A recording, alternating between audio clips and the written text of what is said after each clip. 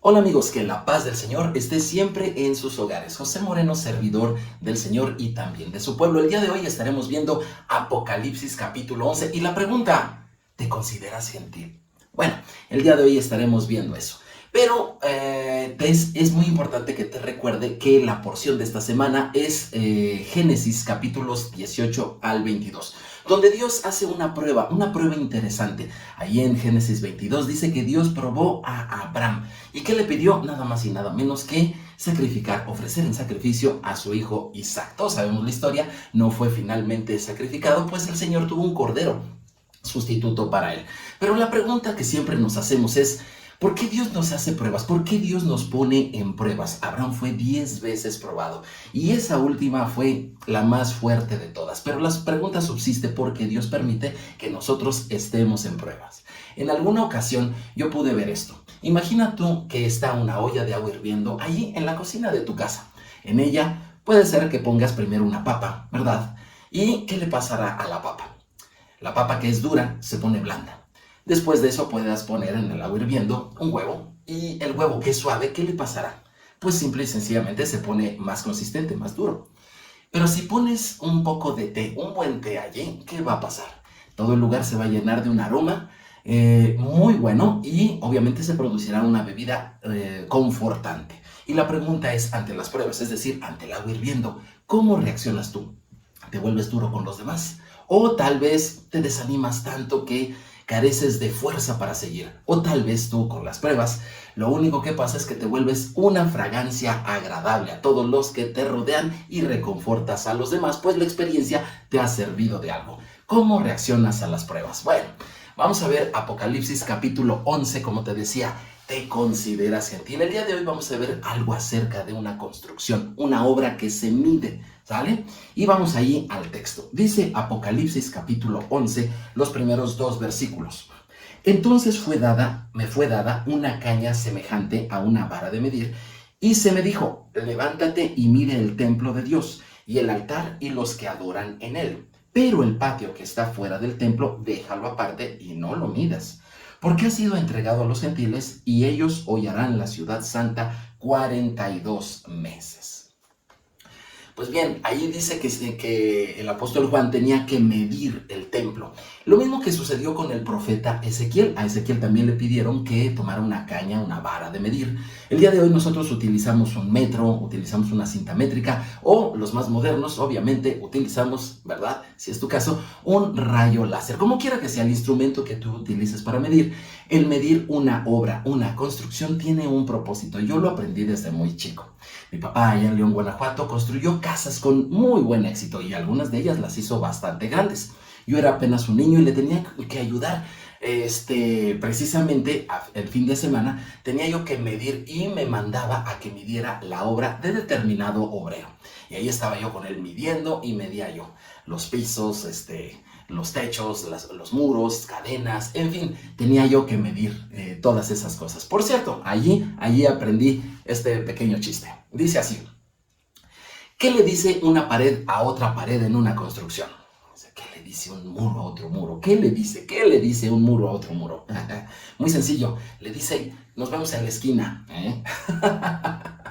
Bueno, pero aquí el asunto es por qué se tiene que medir. A mí desde chico me quedó muy claro que se mide porque va a haber un pago. Y eso es lo que está ocurriendo aquí en Apocalipsis. Va a medir Juan el templo, dice, y los que están allí. ¿Por qué? Porque va a haber una retribución, va a haber un pago. La profecía de medir el templo no se detiene con medir una obra física, en todo caso, sino mide a las personas que están allí. Y a las que están dentro sí serán medidas, pero los que están fuera, en un patio, en un atrio, pues, es otra forma de decirle, de los gentiles, dice, eso déjalo aparte, no lo midas. Yo me acuerdo que cuando hacía yo las mediciones y le llevaba yo el reporte a mi papá de qué había, cuál había sido el avance de la obra, lo que no se medía es muy sencillo, no se pagaba. Guarda esta referencia porque nos va a servir bastante. Ahora, esto que estamos diciendo nos habla precisamente de que tú y yo somos el templo del Señor. El apóstol Pablo ahora nos enseña que tú y yo somos el templo. No hay un templo allí en Jerusalén, así que el templo del Señor somos todos aquellos que creemos en el Dios de Israel. Y vamos a ser medidos, por supuesto que sí. ¿Por qué? Porque va a haber un pago, una retribución, una recompensa. Depende el avance de la obra. Y aquí tengo 3 preguntas para ti. La primera de ellas, ¿estás trabajando tú en la obra del Señor? La segunda de las preguntas, obviamente ligado aquí en Apocalipsis, es: ¿sabías que el patio de los gentiles no será medido y por lo mismo no será pagado? Y pregunta número 3, ¿te consideras gentil a la luz de la Escritura? Estas 3 preguntas obviamente nos hablan y nos ponen en alerta de cuál es nuestra identidad ahora que hemos creído en Cristo Jesús. Sí, en el Mesías, en Yeshua HaMashiach, el Mesías prometido a Israel. En el Antiguo Testamento se le considera, y tú lo puedes ver en el profeta Isaías, que gentiles se le llamaron a todos aquellos que una vez siendo parte del pueblo de Israel, fueron esparcidos por todo el mundo, esas 10 tribus, y perdieron su esencia, perdieron su identidad con Israel. Se asimilaron a las demás culturas y a ellos fueron en los que en el Antiguo Testamento se les llamó gentiles. Sin embargo, en el Nuevo Testamento, ¿sí? Tal vez estés más familiarizado con él. Ahí a los gentiles se les llama a todos aquellos que sin ser judíos, pueden tener la fe en el Dios de Abraham, de Isaac y de Jacob. De hecho, en la cristiandad, muchos el día de hoy se autonombran como los creyentes gentiles. Sin embargo, cuando llegamos aquí en Apocalipsis, se nos habla que los gentiles no serán medidos y, como te dije hace rato, no serán pagados. Pero, ¿qué son los gentiles? O realmente, a la luz de las Escrituras, ¿qué nos dice la palabra de Dios? Vamos a ver qué nos enseña Pablo en Efesios capítulo 2, un capítulo muy importante, acerca de esa conversión que hicimos cuando decidimos creer en Cristo Jesús. Efesios 2, 1 y 2 dice así: y Él os dio vida a vosotros, cuando estabais muertos en vuestros delitos y pecados, en los cuales anduvisteis en otro tiempo, siguiendo la corriente de este mundo, conforme al príncipe de la potestad del aire, el espíritu que ahora opera en los hijos de desobediencia. Ser parte del pueblo de Dios, ser parte de aquellos que reciben la vida eterna, implica dejar ya a un lado totalmente la vida de pecado, ¿sí? Pecar es una moda que está vigente en el mundo también, así como antes, el día de hoy también lo está. Pero aquellos que reciben a Jesús deciden dejar ese estilo de vida. ¿Por qué? Porque el estilo de vida del creyente ya no es la desobediencia, sino al contrario, es la obediencia a la palabra de Dios. Sigamos aquí en Efesios capítulo 2, versículo 11, dice así: por tanto, acordaos que en otro tiempo vosotros, los gentiles, en cuanto a la carne, erais llamados incircuncisión por la llamada circuncisión hecha con mano de carne. Efectivamente, a los judíos se les ha circuncidado desde hace miles de años. Todos sus hijos son circuncidados. De hecho, no solamente los judíos, muchos pueblos árabes que han estado al pendiente de las Escrituras lo han hecho también en otras culturas. Pero aquí nos habla específicamente del pueblo de Israel, del pueblo judío. Ellos son los llamados circuncisión. ¿Cómo nos llamaban o cómo nos llaman, inclusive en este tiempo, a aquellos que no somos judíos? Nos llaman incircuncisión. Bueno, quiero decirte que antes había una división clara por todas estas cuestiones y otras más, que se interponían, esa división se interponía entre judíos y los no judíos. Esa división ha venido abajo gracias al Mesías, a Cristo Jesús. Sigamos adelante. Efesios 2:12. En aquel tiempo estábamos sin Cristo, alejados de la ciudadanía de Israel y ajenos a los pactos de la promesa, sin esperanza y sin Dios en el mundo. El creer en Cristo Jesús, es decir, el creer en el Mesías de Israel, implica que ahora ya no somos ajenos o lejanos a Israel. Al contrario, ahora sí, las promesas que tiene la Biblia, ahora sí, los pactos de que la Biblia habla, ahora sí, la esperanza de gloria que hay para el pueblo de Dios, ahora sí también es inherente a todos nosotros que, sin ser judíos, hemos creído en Jesús el Cristo. Sigamos adelante. Efesios 2, 13 y 14. Dice así: pero ahora, en Cristo Jesús, vosotros que en otro tiempo estabais lejos, habéis sido hechos cercanos por la sangre de Cristo, porque Él es nuestra paz, que de ambos pueblos hizo uno, derribando la pared intermedia de separación. Y en Efesios 2, 19 dice así: así que ya no sois extranjeros, ni advenedizos, sino conciudadanos de los santos, es decir, del pueblo de Israel, y miembros de la familia de Dios. ¿Cuál es la familia de Dios? La familia de Dios se habla en la Biblia con toda claridad. Es la familia de Abraham, el padre de la fe.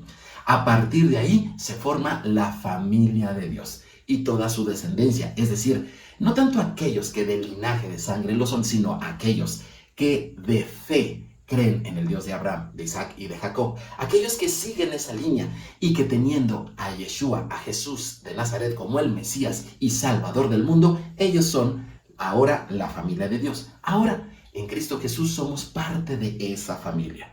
Los creyentes en Jesucristo, juntamente con los judíos que guardan el pacto de Dios, ellos son la familia del Señor. Pero sigamos ahora, ¿qué le dijo Pablo a los Gálatas? Gálatas 3, 27 al 29. Dice: porque todos los que habéis sido bautizados en Cristo, de Cristo estáis revestidos. Ya no hay judío ni griego, no hay esclavo ni libre, no hay varón ni mujer, porque todos vosotros sois uno en Cristo Jesús. Y si vosotros sois de Cristo, ciertamente linaje de Abraham sois y herederos según la promesa. Así que, pues, amados míos, todos aquellos que durante estos 2000 años hemos sido llamados como cristianos, en realidad, a la luz de la Escritura, no somos otra cosa más que hijos de Abraham en la fe y somos miembros de la familia de Dios, parte de Israel. Vamos a ver qué le dijo Pablo a los Corintios. Primera de Corintios 12:2. Sabéis que cuando erais, quiero remarcar esa palabra, sabéis que cuando erais gentiles se os exhortaba, llevándoos como se os lleva a los ídolos mudos. Aquí hay un cambio interesante. Cuando nosotros hemos creído en Cristo Jesús, hemos dejado nuestra identidad antigua, así como nuestro padre Abraham dejó de ser un babilonio, un caldeo, alguien de Ur, él para ser parte del pueblo de Dios cuando salió de allí, así también tú y yo cuando salimos de esa vida de idolatría, cuando salimos de esa vida de paganismo y entregamos nuestra vida a Cristo Jesús, nosotros dejamos a la luz de la Escritura de ser gentiles, de ser aquellos que son llevados por la idolatría. Pero sigamos adelante. Aquí dice la Escritura en Números capítulo 15, versículo 16, esto: una misma ley y un mismo decreto tendréis vosotros, ahí le está hablando a los hebreos, dice, y el extranjero que con vosotros mora. Es muy interesante. En el Antiguo Testamento se nos llama extranjeros. Esto se debe a que cuando Israel salió de Egipto, se vinieron muchísimos que no eran del pueblo de Israel, y esos eran los llamados extranjeros. Y Dios le dice, no, aquí no va a haber ciudadanos de una clase y de otra. No va a haber judíos y extranjeros. Aquí todos serán vistos igual por la misma ley, la ley de Dios. Es decir, la ley aplicará para todos, para los judíos y también para aquellos llamados gentiles. Veamos qué dice el apóstol Pablo en Romanos capítulo 3, versículo 30 y 31. Dice, porque Dios es uno, y el que justificará por la fe a los que son de la circuncisión y por medio de la fe a los que son de la incircuncisión. Luego, por la fe invalidamos la ley en ninguna manera, sino que confirmamos la ley. Aquí nos dice claramente que Dios es uno. Por si tú pensabas que Dios es trino, cosas así, no. La Biblia dice que Dios es uno. Tiene una sola ley. Tiene un solo pueblo. Tiene un solo Señor y Salvador de todos. Todos serán salvos de igual manera por una sola fe y todos estarán bajo la misma instrucción, una sola Torah. ¿Te fijas lo que implica ser parte del pueblo de Dios? Lo que implica creer en Cristo Jesús, el Mesías de Israel. Vamos a ver qué opina Pedro, porque hemos estado oyendo a Pablo, pero vamos a ver qué dice Pedro. Primera de Pedro 2, 9 y 10. Mas vosotros sois linaje escogido. ¿Te fijas? Lo mismo que le prometieron al pueblo judío allá en Egipto, ahora también nosotros somos. Dice, mas vosotros sois linaje escogido, real sacerdocio, nación santa, pueblo adquirido por Dios, para que anunciéis las virtudes de aquel que os llamó de las tinieblas a su luz admirable. Vosotros que en otro tiempo no erais pueblo, pero que ahora sois pueblo de Dios, que en otro tiempo no habíais alcanzado misericordia, pero ahora habéis alcanzado misericordia. ¿Te fijas cómo el Señor Jesús cambia nuestra identidad?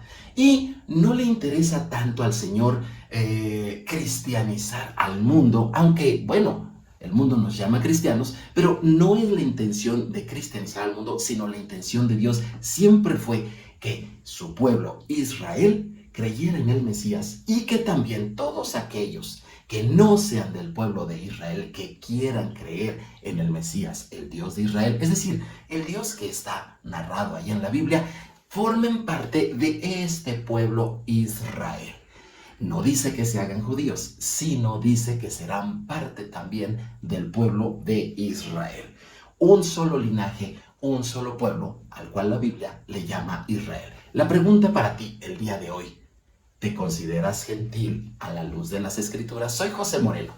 Espero que este video te ayude a saber quién eres en Cristo Jesús, que lo puedas compartir con otros y que nos veamos en la siguiente entrega de Apocalipsis capítulo 11. Que el Señor te bendiga. Nos vemos en la siguiente. Shalom, shalom.